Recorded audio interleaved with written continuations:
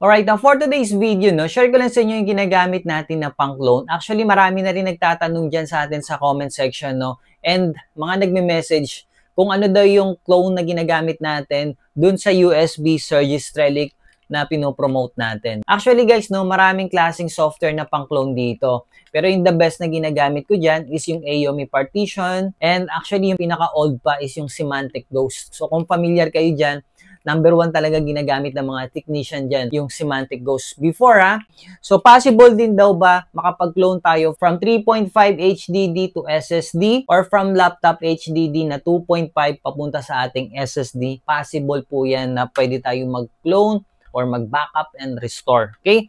So tara, papakita ko sa inyo guys, no? Ayan. So, dito nga pala makikita nyo, meron tayong munting computer PisoNet. So, ayan. Tuturo ko sa inyo, sasampulan natin yung dalawang yan. Right, so ito yung source natin, no? Then, dito natin siya ilalagay. Ito yung destination natin. So, makikita nyo naman magkaiba sila ng wallpaper. Pati yung specs na ito, magkaiba din sila. Papakita ko sa inyo. There are possibilities kasi guys, no? Kahit na magkaiba yung board niya, magkaiba ng specs, possible pa rin na basahin yung Windows, pero magkakaroon lang ng conflict sa driver. Kaya mag-update lang tayo ng driver nun. So, ito is G-Series. Ayan, makikita nyo. And dito naman sa kabila, i3 9th Gen. Okay? So, ito yung source natin. No? So, lagay lang natin yung isang SSD. Okay? So, baka sabihin nyo, isa lang. Tanggalin ko to para alam nyo. Yan. Ito yung source, ito yung destination, yung walang label, tinanggal ko na. On lang natin and then boot natin sa USB by pressing F12. Then select natin yung flash drive natin, no? So, dito lang tayo sa Windows 10. So, ito na, naboot na natin, no? So, again, ito yung source natin, yung may label, and ito naman yung destination natin, no? Verify muna natin, Windows Disk Management, para makita nyo, no? Ayan. So, ito yung blank. Then, ito naman yung source natin sa taas, no? So, open lang natin yung programs here. And then, select natin yung backup and restore. And then, ito yung Symantec Ghost na sinasabi ko sa inyo. Medyo komplikado lang to para sa mga baguhan. I prefer this one, no? Aomi Backupper. Or you can try easy use. Pero the best Aomi Backupper. Ang kagandahan dito kay Aomi Backupper, kahit na naka-network yung mga client natin, so, pwede tayong magbato doon ng image ng minsanan. So, hindi na yung pa isa-isang hugot ng hard drive. Dito muna tayo, no? Sa clone. So, dito sa clone, explain ko muna sa inyo. Merong system clone, disk clone, and partition clone. So, makikita nyo naman, no, sa disk management. Ayan. So, ito yung tinatawag na partition. Okay? So, halimbawa, meron kang drive D. So, partition yun. So, dito naman is disk clone, the whole disk. So, buong buo yan is i-clone niya. Okay? So, system clone, ang i-clone niya lang, since isa lang naman yung natin, wala tayong drive D, so, ang i-clone niya lang is yung buong system. Close lang natin to. And then, start tayo. Pwede tayo sa system clone or the whole disk, no? So, dito lang ako sa the whole disk na lang. Okay? Para itong buo is select niya. So, papakita ko na rin sa inyo yung dito sa system clone. So, ito yung sa system clone. Diba? Okay? So, mas maganda disk clone buo. Pag may partition, kasama na yun. Kung may partition na. And, pati yung drive D, makuklone nyo yun. Kaya kung system lang, system lang. And then, partition, let's say, drive D, drive G, ayan, nakikita nyo. Kung anong partition na i-clone nyo. Okay? So, let's go back again. And then, select lang natin itong disk clone.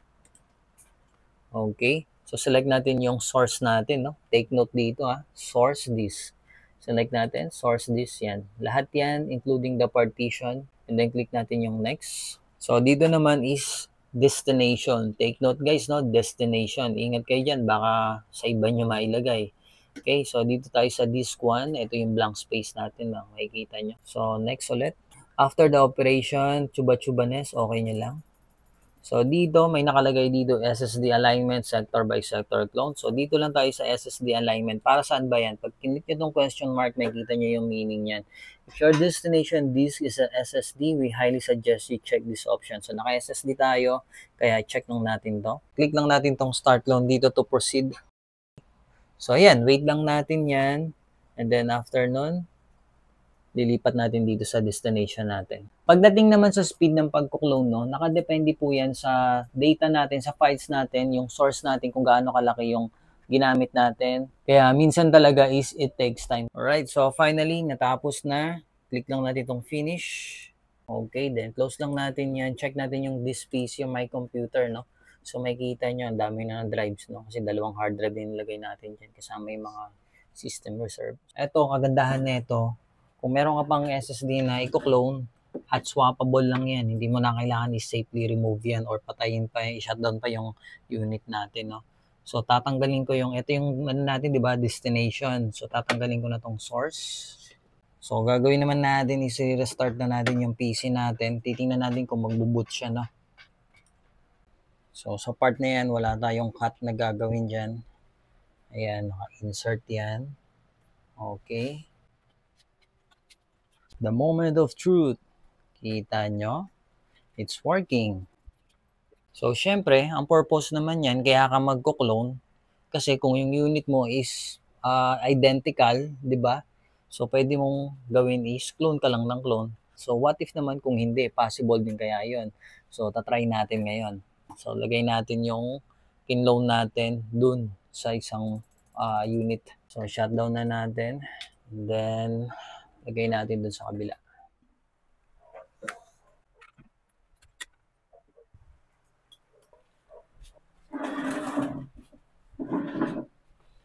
O, di ba? Kita nyo? Siyang siya yan, ha? Ito yung wallpaper na ginamit natin dun sa kabila. Then, ito yung SSD. Ayos. Kung mayroong mga driver na hindi naka-install, pwede rin naman natin yan. Gaya niya, no? May missing driver. Makikita nyo naman dyan sa device manager. Pwede nyo yan. Pwede nyo siyang update yung driver. Download nyo lang sa mismong board or using driver pack.